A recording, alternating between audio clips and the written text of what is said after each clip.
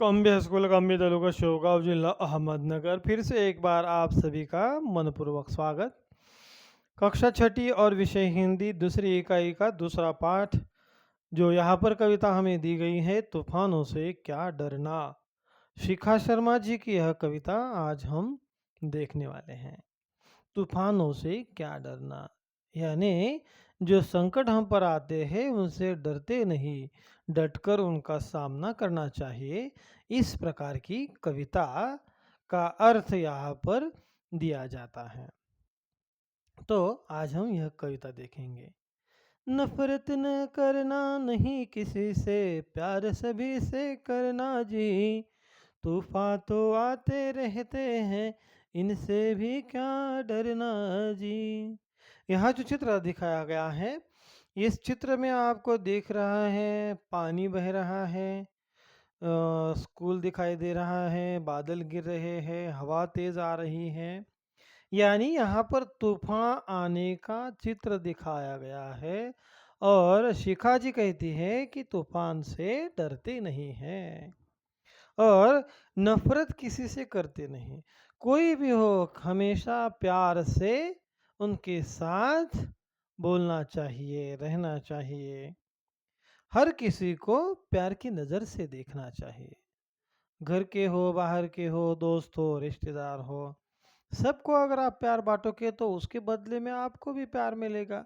आप अगर गुस्सा करते हो, नफरत करते हो, तो आपको भी गुस्सा या नफरत ही मिल सकती है। इसलिए कभी भी नफरत किसी से नहीं करते, सभी से प्यार करना चाहिए। और जिंदगी में तो संकटों का सामना करते रहना चाहिए। तूफान तो आते ही है, उनसे डरना नहीं बल्कि डटकर उनका सामना करना है। यानी संकटों से भागना नहीं है, उनसे दो हाथ करना है, उनसे लड़ना है और उन्हें भगाना है।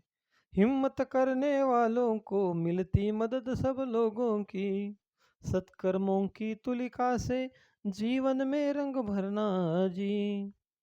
हिम्मत जो करते हैं, डटकर सामना जो करते हैं आने वाले संकटों का, उन्हें सबकी मदद मिलती है। हाँ, थोड़ी परेशानी होती है, पर सब लोग उन्हें मदद करते हैं। और सत्कर्म यानी अच्छे कर्म, और जब आप अच्छे कर्म करते रहते हैं तो अपने आप आपके जीवन में अच्छे रंग भरना शुरू होता है।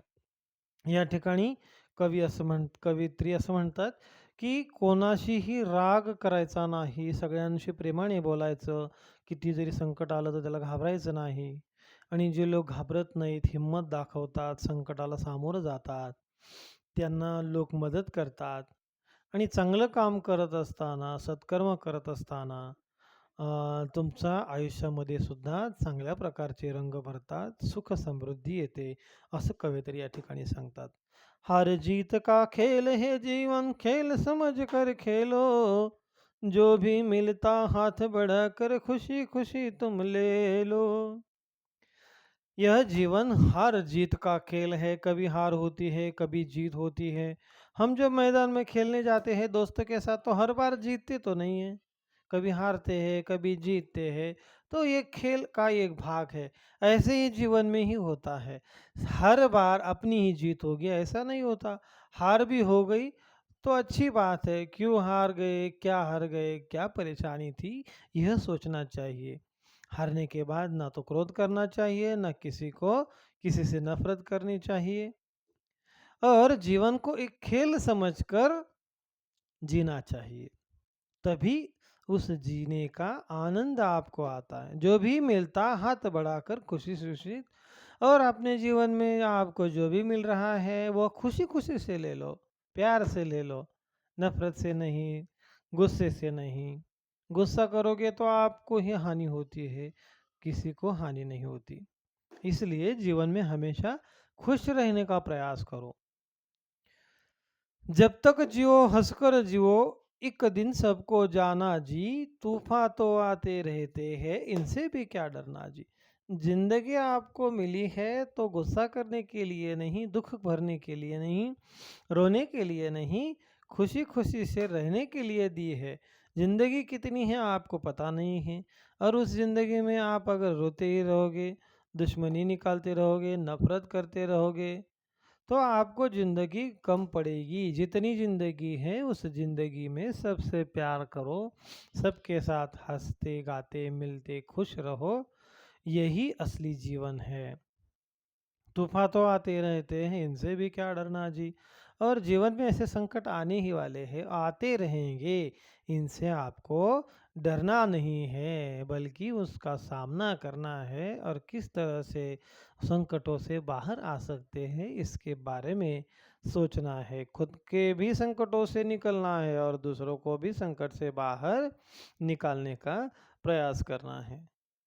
तर या ठिकाणी कवी असं म्हणतात, की जोपर्यंत आपण जगणार आहोत, तोपर्यंत हसून, खेळून आणि आनंदानं आपण जगावं. कारण एक दिवस आपल्या सगळ्यांना जायचं आहे. कधी जायचं आहे आपल्याला हे काही सांगता येणार नाही. जन्म झालाय, मग आपला मृत्यू हा नक्कीच आहे. आणि मग अशा या आनंदाच्या जगण्यामध्ये मग राग, द्वेष, दुश्मनी या गोष्टींना अजिबात जागा असू नये. आयुष्यामध्ये अनेक संकटं येतच असतात आणि ती येणारच आहेत.